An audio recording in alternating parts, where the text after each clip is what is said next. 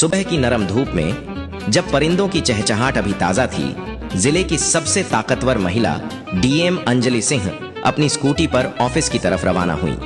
उनकी काली साड़ी हवा में लहरा रही थी, जो उनकी लंबी कद की शख्सियत को एक रहस्यमय जादू देती थी।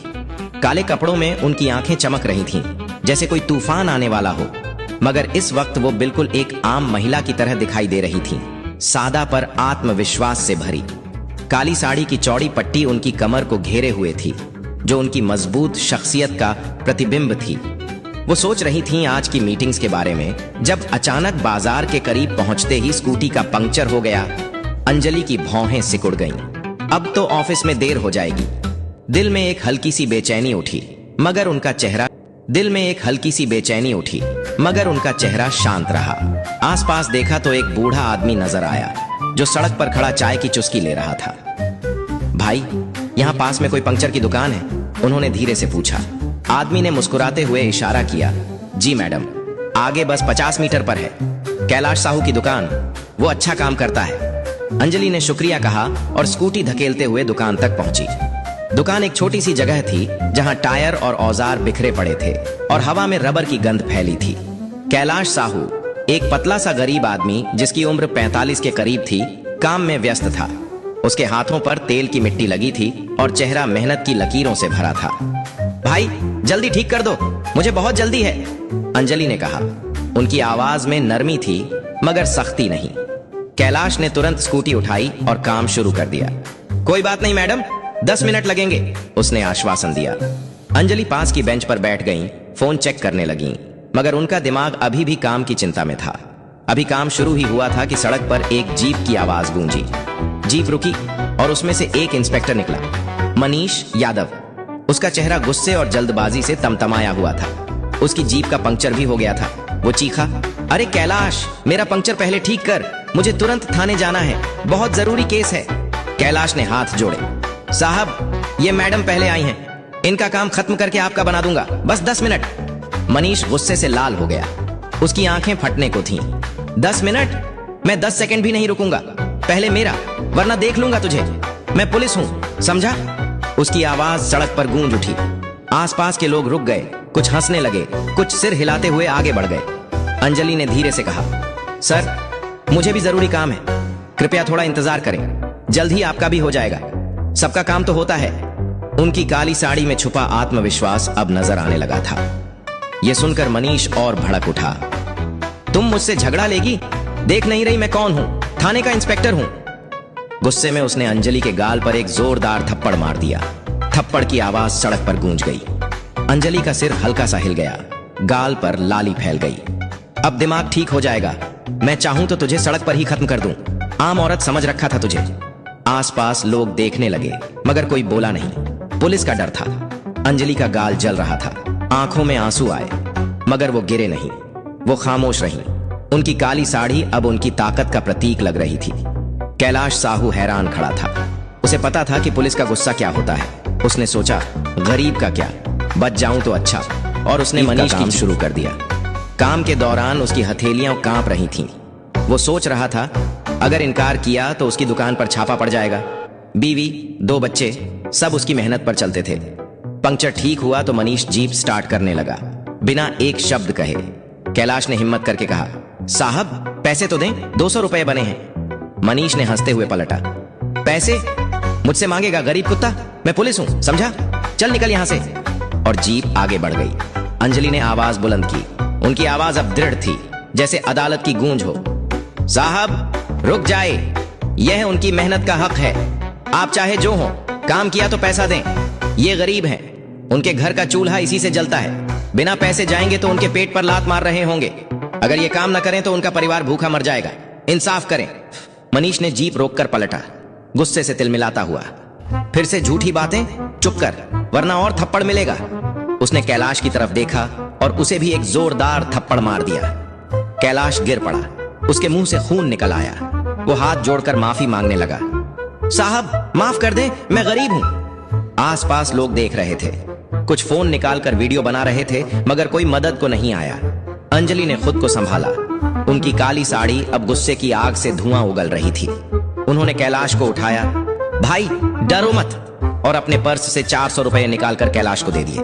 अपने और मनीष के, दोनों के। ये तुम्हारा हक है, ले लो। कैलाश ने मना किया। मैडम आप क्यों? मगर अंजलि ने जोर दिया, नहीं, ये तुम्हारी मेहनत है। आखिरकार कैलाश ने पैसे ले लिए। उसकी आंखों में आंसू थे, न गुस्से के, न दर्द के, बल्कि कृतज्ञता के। अंजलि स्कूटी लेकर ऑफिस पहुंची। वहां बैठकर एक पल को खामोश रही। गाल अभी भी जल रहा था। फिर फोन उठाया और आईपीएस अधिकारी शिवानी वर्मा को कॉल किया। शिवानी एक सख्त महिला थी, लंबी सीधी खड़ी, जिनकी आंखें कानून की तरह तेज थीं। वो जिले की सबसे ईमानदार अधिकारी थीं, जिन्होंने कई भ्रष्ट अफसरों को सजा दिलाई थी। अंजलि ने सारी बात विस्तार से बताई। शिवानी जी, एक इंस्पेक्टर ने सड़क पर गरीब को मारा, मुझ पर हाथ उठाया। ऐसा नहीं चल सकता, हमारी व्यवस्था कमजोर ना हो जाए। शिवानी की आवाज फोन पर कांप उठी। अंजलि, ये तो गंभीर अपराध है। अगर हमारे जिले में ऐसा हो रहा है तो मैं आज ही कार्रवाई करूंगी। आपका पूरा साथ चाहिए। उसे निलंबित करवाने और सजा दिलवाने में मदद करूंगी। अंजलि बोली, जी, पूरी ताकत से। फोन रखते ही शिवानी थाने की तरफ रवाना हुई। थाना एक पुरानी इमारत था, जहां दीवारों का रंग उतर चुका था और हवा में सिगरेट की गंध थी। अंदर मनीष अपनी कुर्सी पर पैर रखे बैठा था, जैसे कोई गुंडा हो, अफसर नहीं। उसके सामने एक छोटा सा पंखा चल रहा था और वो चाय की चुस्की ले रहा था। शिवानी को देखकर वो झटके से उठा, पैर नीचे किए, हकलाते हुए बोला, नमस्ते मैडम, आप यहाँ? कोई काम? शिवानी ने ठंडी निगाहों से उसे घूरा। उनकी आवाज में इस्पात था। हाँ, बहुत बड़ा काम। तुम्हारी शिकायत मिली है। कल सड़क पर गरीब पंक्चर वाले को मारा, उसका हक छीना और जिले की डीएम अंजलि सिंह पर थप्पड़ मारा। मैं जांच करने आई हूँ, बताओ क्या कहते हो? मनीष के पैरों तले जमीन खिसक गई। उसका चेहरा फीका पड़ गया, हाथ कांपने लगे। मैडम, मुझे नहीं पता था वो डीएम है। मैंने आम महिला समझा। गलती हो गई, माफ कर दें। बहुत काम था, पंक्चर हुआ तो गुस्सा आ गया। वो घुटनों पर बैठने को तैयार था। शिवानी बोली, माफी? ये तो गंभीर अपराध है। तुमने वर्दी का गलत इस्तेमाल किया, कानून तोड़ा। कल सुबह बड़े मीटिंग हॉल में प्रेस कॉन्फ्रेंस है, वहां हाजिर होना।